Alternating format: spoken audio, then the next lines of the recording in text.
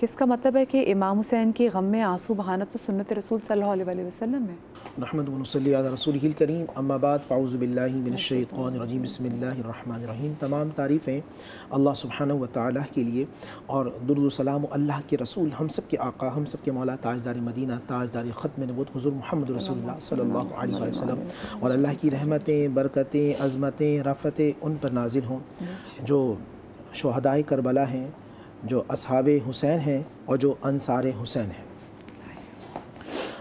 जिस तरह भी भाई बात कर रहे थे उसी बात को थोड़ा आगे बढ़ाऊँगा, फिर आपके सवाल का जवाब दूँगा। देखिए कुरान मजीद फ़ुरक़ान हमीद में अल्लाह शाह फरमाते हैं वमिन अन्नासि मन यश्तरी लहवल हदीस युरिदुल्लाह अन सबीलिल्लाह। कौन लोग हैं जो दलालत को या गुमराही को ख़रीदते हैं? ये सवाल यहाँ रखें और फिर हम ये देखते हैं कि शब आशूर के दिन एक वो शख्स है कि जो एक सिपाही है और 1000 फ़ौज का कमांडर है, जिसने अगर तारीख़ देखा जाए तो जिसने रोका था, जिसने इमाम आली मकाम को मजबूर किया था कि वो उस तरफ साइड से रास्ता लें और रुक जाएं और बेबान जंगल की तरफ जाएं। वही शख्स आता है अपने बेटे के साथ, ग़ुलाम के साथ, और माफ़ी की तलब करता है। तो यहाँ 2-3 पॉइंट्स मेरे जहन में आते हैं। सबसे पहली, अल्लाह उसे माफ़ी देता है कि जो अदब करता है, जिससे अदब होगा। अच्छा, अदब कैसे होगा? वो जुमला जो उसने इमाम हुसैन ने कहा था कि तुझ पे तेरी माँ रोए, तो उसने कहा मैं की बात कर रहे हैं। हाँ, जनाब हुर की बात जी जी। तो उसने हुर ने ये कहा था, अच्छा हुर था मगर जब आया झुका और कबूल कर लिया तो हुर हो गए और आज वलियों के सरदार हो गए।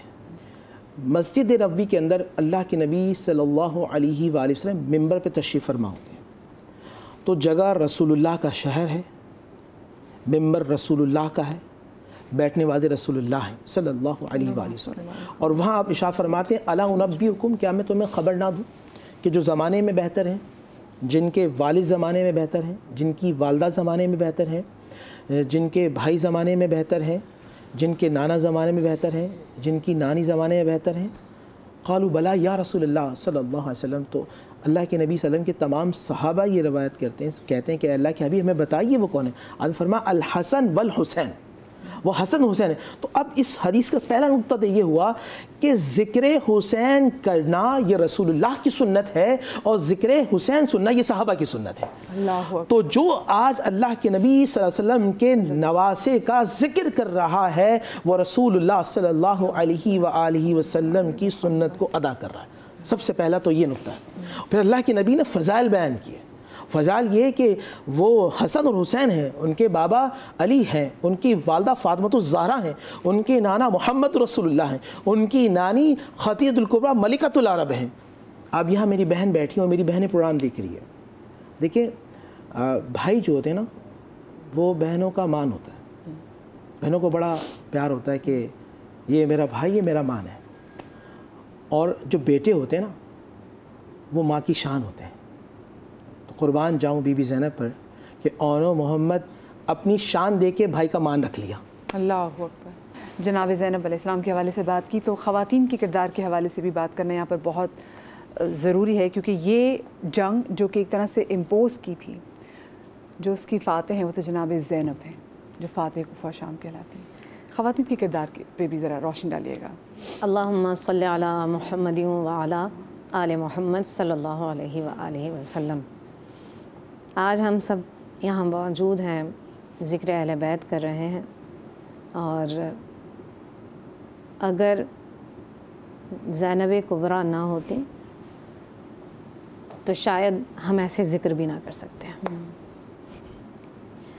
ये उनका एज़ाज़ है कि खुदा ने उस नफ्स क़ुद्सिया को चुना कि जो अहले बैत के ज़िक्र को बुलंदियाँ देने वाली थी। थोड़ा सा पीछे चलते हैं। 3 दिन गुज़र गए हैं, नाम नहीं रखा गया है। रसूल आए हैं, नाम रखा ज़ैनब, बाप की ज़ैनब था।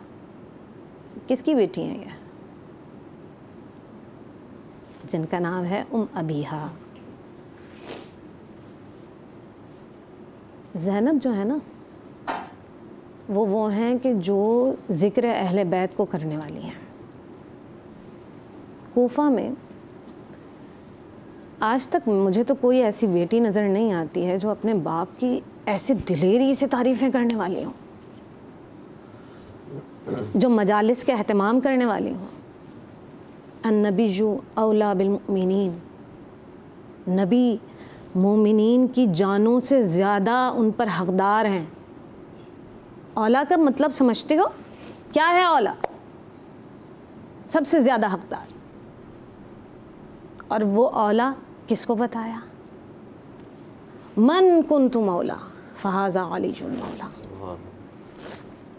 جس کا میں مولا اس کے علی مولا، جس کے میں قریب اس کے علی قریب، جس پر میں حقدار اس پر علی حقدار،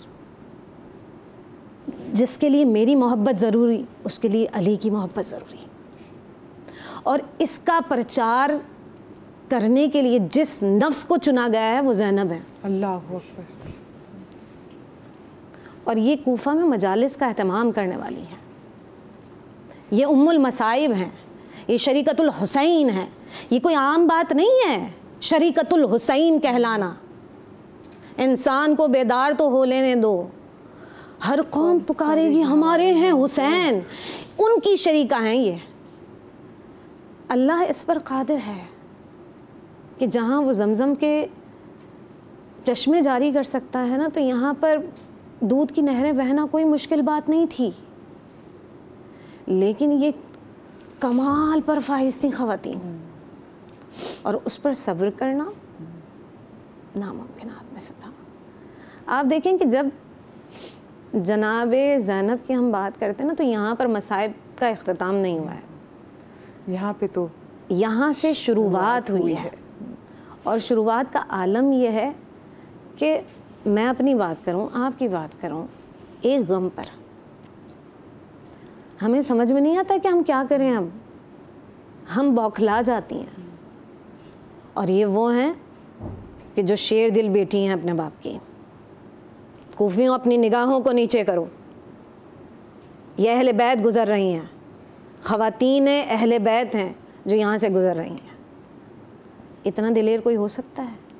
بالکل. اور صرف دلیری یہ نہیں، دلیری یہ بھی کہ اپنے بھائی کا سر تن سے جدا ہوتے ہوئے دیکھ رہی ہے بہن 70 قدم کے فاصلے پہ، جس کو آج بھی طلعہ انبیاء کہا جاتا ہے. اور صرف یہ نہیں، جب کربلا میں سب شہید ہو گئے تو یہ وہ بی بی ہے کہ پھر جو کافرے کی سپہ سالار بھی ہے، جس نے ہر ایک کو سنبھالا جب خیمے جل رہے تھے اور اندر بیمار امام تھے، ان کو اپنے کاندھوں پہ لاد کے باہر لے کر آئی ہیں. یہ وہ زینب ہیں. یہ وہ زینب ہیں جو کوفہ اور شام کے بازاروں میں اپنے نانا کے دین کو بچاتے ہوئے اور ایسے خطبے دیتے میں آئی ہیں کہ تا قیامت یاد رکھا جائے گا کہ وہ بیٹی آئی تھی جو کہ خود ایک عالمہ تھی. یہ تو وہ خاندان ہے، یہ تو وہ خاندان ہے کہ جس نے اس وقت شکر کیا جب صبر کرنا مشکل تھا. جو بی بی زینب سلام اللہ علیہ اور بی بی ام کلثوم سلام اللہ علیہ کا کردار ہے آج کربلا کو یہاں تک پہنچانے میں اور یزید ملعون کی حکومت کو ختم کرنے میں، وہ بہت بہت اہم ہے. وہ پہنچنا چاہیے لوگوں تک. واقعہ کربلا کے بعد قید ختم ہوئی جب 1 سال کی، تو جناب زینب سلام اللہ علیہ پورے عرب میں مختلف قبیلوں میں جاتی ہیں، امام حسین علیہ السلام کی شہادت بیان کرتی ہیں، یزید کا ظلم بیان کرتی ہیں. دوسری طرف جناب ام کلثوم سلام اللہ علیہ، وہ جناب ختیجہ سلام اللہ علیہ کا وہ معاہدہ جو شاہ روم کے ساتھ تھا، تجارتی معاہدہ، اس کو لیتی ہیں اور لے کر شاہ روم سے ملاقات کرتی ہیں. اور وہ معاہدہ یہ تھا کہ اگر کبھی ہمارا خون بہایا گیا، ہم پر حملہ ہوا، تو تم ہمارے خون کا بدلہ لو گے. اور اس طرح یزید کا ناکتہ بن کر دیتی ہیں یہ دونوں بہنیں، یہ علی کی بیٹیاں، یہ فاطمہ کی بیٹیاں، یہ حسین کی بہنیں. تو ان کا جو کردار ہے وہ تو بیان ہی نہیں کیا جا سکتا. مجھ جیسے آدمی کی تو بساط ہی کوئی نہیں ہے کہ جو مظالم انہوں نے برداشت کیے ہیں